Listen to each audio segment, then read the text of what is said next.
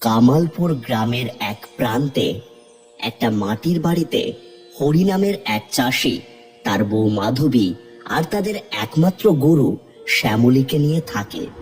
কোনো রকম টানাটানিতেই তাদের সংসার চলে।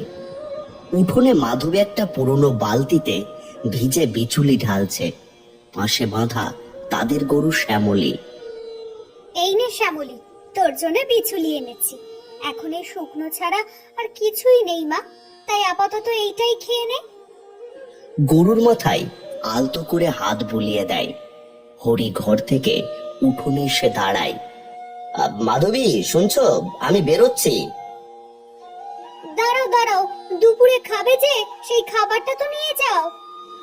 মাধবী রান্নাঘরের দিকে গেল, তারপর বেরিয়ে এসে হরিকে একটা পোটলা দিল। বাড়িতে চাল কম আছে, তাই চিনি আর মুড়ি দিলাম, একটু কষ্ট করে খেয়ে নিও। তুমি কি খাবে? ও, আমি কিছু একটা খেয়ে নেব, তুমি ভেবো না। না না, যেটুকু জাল আছে সেটা ফুটিয়ে তুমি একটু ভাতই খাও। ভুলে যাও না, তোমার মধ্যে আর একজনও বেড়ে উঠছে, তার যে পুষ্টির দরকার। শ্যামলীটাকেও ঠিকভাবে খেতে দিতে পারছি না। জানি না মা কালী কবে আমাদের উপর একটু কৃপা করবেন।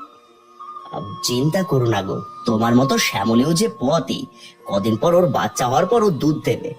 ওর বাচ্চার জন্য আমরা ঠিক খাবার ব্যবস্থা করে নেব।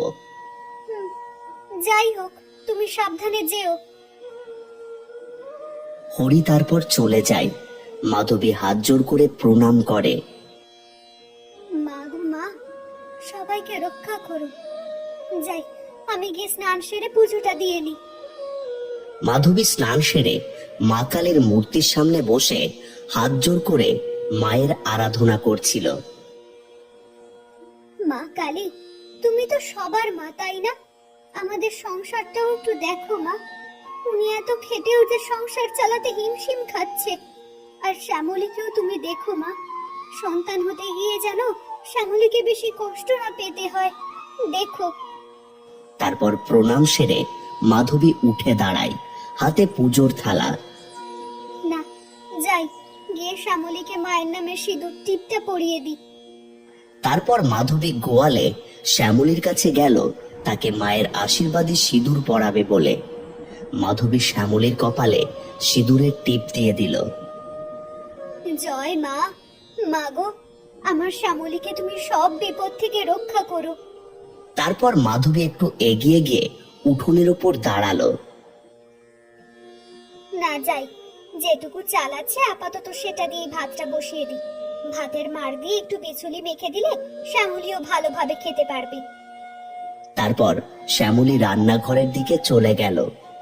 মাধবী তখন রান্নাঘরে রান্না করছিল। সেই সময় মাধবীদের উঠোনের কাছ থেকে একটা বুড়ি যাচ্ছিল। আজকে কি যে খাই, কোনো খাবারেরই তো সন্ধান পাচ্ছি না। এমন সময় বুড়িটার চোখ গিয়ে পড়ল উঠোনে বাঁধা শ্যামলীর দিকে। গরুটাকে দেখা মাত্রই তার চোখে মুখে লোভের ছাপ স্পষ্ট হয়ে উঠল। এত সুন্দর পুষ্ট গরু এখানে কি করছে? না, এখানে দেখে তো মনে হচ্ছে কেউ নেই। আমি বরং এই সুযোগে এই গরুটাকে এখান থেকে নিয়ে যাই। এই বলে বুড়িটা আস্তে আস্তে গিয়ে শ্যামলীর খুঁটির দড়িটা খুলে দিল। দড়ি খোলা মাত্র শ্যামলীর চিৎকার করতে লাগলো। শ্যামলীর চিৎকারের আওয়াজ যেন গিয়ে পৌঁছচ্ছিল মাধবীর কাছে। আরে, এ তো মহা জ্বালা হলো। গরুটা তো কিছুতেই চুপ করেছে না, এমন ভাবে চেঁচাবে যে ভেতর থেকে লোক বেরিয়ে আসবে। না না, একে যেভাবেই হোক চুপ করাতে হবে। এই বলে বুড়িটা মন্ত্র পড়ে কি যেন একটা মায়া করলো শ্যামলীর ওপর। এমন সময় শ্যামলীর কপালের টিপটা কিছুটা উজ্জ্বল হয়ে উঠল। তারপর স্বাভাবিকভাবেই বুড়িটা ভাবলো যে সে শ্যামলীকে বশ করে নিয়েছে। সেই ভেবে যেই সে শ্যামলীকে টানতে গেল, তখন শ্যামলী আবার চিৎকার করতে লাগলো। মায়া কাজ করছ